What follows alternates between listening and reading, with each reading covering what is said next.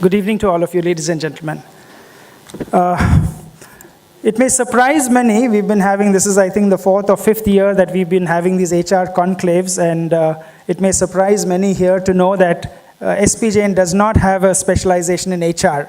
I've never been able to decide whether that's a good thing or a bad thing, but I do know one thing, that I think over the last 4 years, I think this is the 5th year probably, that SPJIMR has been making some mark through these HR conclaves that we've been having every year. Okay? Largely the brainchild of my colleague, Professor Lata Dheer, who actually came in before I was. This was her brainchild. She created this idea, and over the last few years we've been partnering in conducting these HR conclaves. Okay? Why would an institute which does not have an HR specialization want to have a conclave? Okay? I think it is simply stressing the obvious to be able to say that whether or not we are in HR, whether we are not HR is our specialization in the work that we do, whether we are in the HR departments in the organization we work with, whether we like it or not, HR is the issue that we would have to deal with as managers in organizations. Okay? And therefore, it's very important for us to be aware of what is happening in the area of HR. What is it that we need to know about as managers? And that's the reason why every year we sat down together and say, what is it that we need to be looking at? What do our managers and our future managers need to know about HR? The conclave is an occasion when we sit down together, deliberate, listen to people with experience from industry and academics, and try to find out what are the HR issues that we as managers need to be aware of. When we looked at this year's theme, again, we were wondering, what is a theme that we should focus on? So we said, let's look around and see what's happening in HR in the country. We looked around us, and one of the wonderful things that we found is that immense amount of diversity that organizations have to cope with today, with globalization, with internationalization, and so on.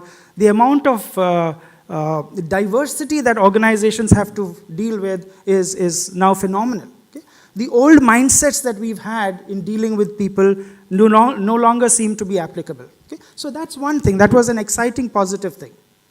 But we also said, let's look around and see what's happening in the country. And we saw some disturbing things.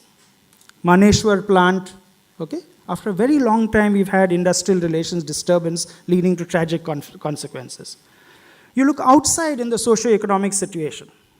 Farmers' suicide, rapes, and so on. So now you might say, what does all that have to do with us? Okay? There's a lot of interesting analysis on social thinkers today and even others which say that what we are facing today in the country is dealing with diversity in all areas. We are looking at cultural diversity, we are looking at language diversity, we are looking at socio-economic diversity, and whether or not we like it, it's going to affect us in the organizations we work with as well as outside. So we decided, why not deal with this? And another thing at the same time happened, and I think we were struck by the comment of Prime Minister Manmohan Singh.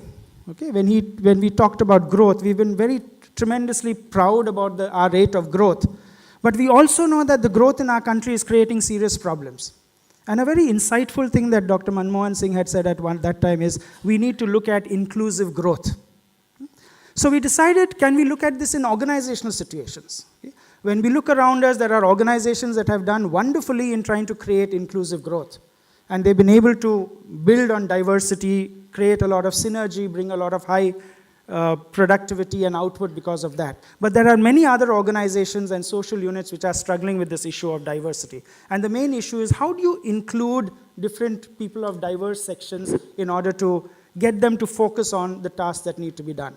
So we said, let's look at what is the role of HR in this. And we said, we'll have this as the theme for our conference. So that's how the theme came about. And we are very happy that we've been able to get people who represent organizations and their own individual efforts tremendously in various areas of diversity. Okay? From cultural diversity to gender diversity to diversity in terms of abilities and so on, we have all that. And we'd like that we spend some time on this, because when we go in as managers, and those of us who are already managers realize this is the world in which we will be working. It's no longer a homogeneous world. It's no longer a monochromatic world. It's a world that is heterogeneous, it's multichromatic, And these are the challenges that we'll have to deal with. So that's what we said, let's make this the thinking point for this workshop, and that's the reason for this.